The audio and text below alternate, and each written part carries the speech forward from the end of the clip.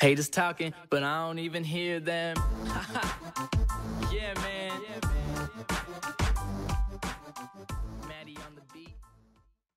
Yo guys, it's going on Toby here, or TBJZL, bringing you the third part of my FIFA 13 Virtual Pro Career Mode Series Prolific World Cup special. And I want to apologise first of all because I have kind of delayed releasing this third part because I uploaded other videos because I didn't have time to commentate it in depth, I guess. But as you can see, they got an offer from Bayern Munich, but we rejected it because kind of just want to see where the World Cup takes us. As you can see, we've got the semi-final and hopefully the final coming up, and we're up against Italy. As you can see, I've got the tournament tree up for you guys here so you can look through the teams. But yeah, in the semi-final coming up against Italy, a very strong side, the likes of Balotelli and Sirigu in their side, so it's not going to be an easy challenge by any chance. But we're going to try and do our best to get a result in this game. We have performed really well in the World Cup so far. I think we conceded like one goal, and our goal scoring ratio has been quite decent, to be fair. So we start off really brightly, creating chances early on, putting them under a bit of early pressure, but they managed to deal with it. And they come back at us with Balotelli creating, he created their most dangerous openings in this first half. They're getting a shot wide of the left-hand post, and once more, Poli playing the ball through to Destro. He finds Marchisio, who plays it through to Balotelli, and he gets his shot blocked by Cahill, and the score stays at 0-0 at this point in the game. And it's really looking quite balanced. There's a lot of possession football being played and chances coming at both ends, but look at this lovely little ball through from Rooney there, I think it was, and JZL rises in the air to score another header. And headers have become something that have become quite prolific in his game this season, getting a lot of headed goals.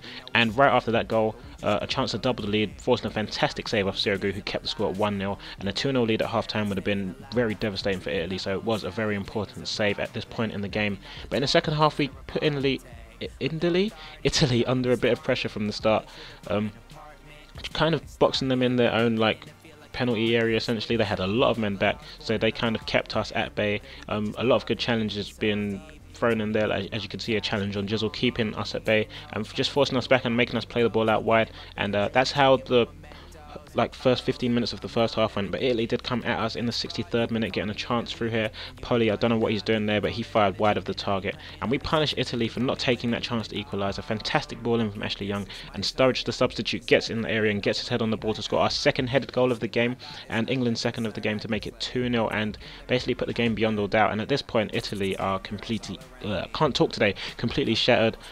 They're not creating any chances. We kind of just take control of the game. JZL there doing a little Ronaldo chop playing. It's Cleverly who gets a shot off but can only hit the outside of the post. But just to rub salt in the wounds, a fantastic corner in from Young, and Welbeck rises really well to head in, and it's a really comical goal. Really, that should have gone down as an own goal, but look at this, absolute joke, absolute nightmare for Italy. They couldn't have had a worse performance in this game, to be honest. And that was 3-0, a third headed goal. I guess you could call it a headed goal, seeing as it gave the goal to Welbeck. But yeah, third headed goal of the game. All three players scoring were black, just had to throw that in there, not racist, whatever.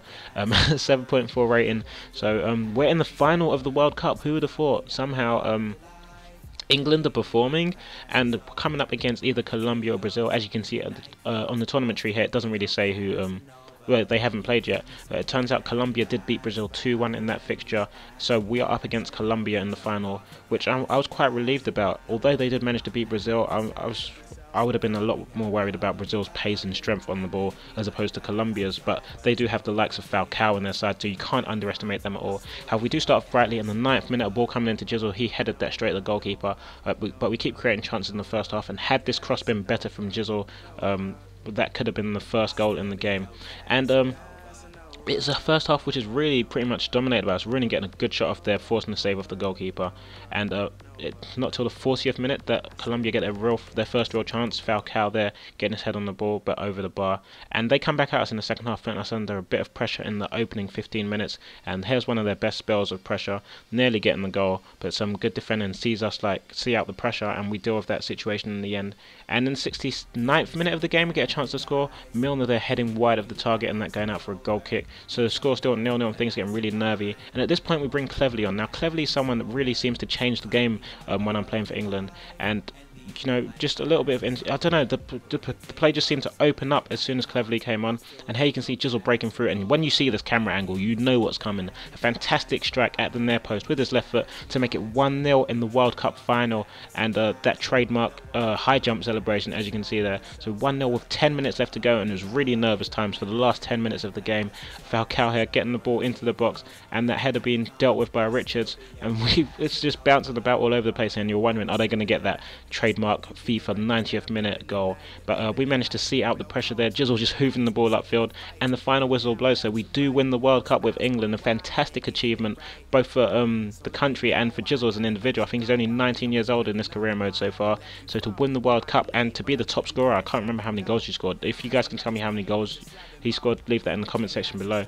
But yeah, really over the moon just to win the World Cup. And I was thinking I would like make the World Cup a target to end the series, like, so I have something to work towards. But winning it already is kind of like ruined that. So I don't know what I'm going to do with the series now, if I'm going to carry on and focus on my club career, or start a new one, maybe playing a centre attack in mid position or something a little bit more challenging. But 6.9 rating, not the best, but we don't care. We won the fucking World Cup, and I scored the winning goal, so really happy with that. And as you can see, Italy beating Brazil once more. They're having a really shocking tournament. Italy beating Brazil for the 3rd place medal. But I hope you guys have enjoyed this episode. If you have, feel free to leave a like. I'll talk to you guys in a bizzle. Peace.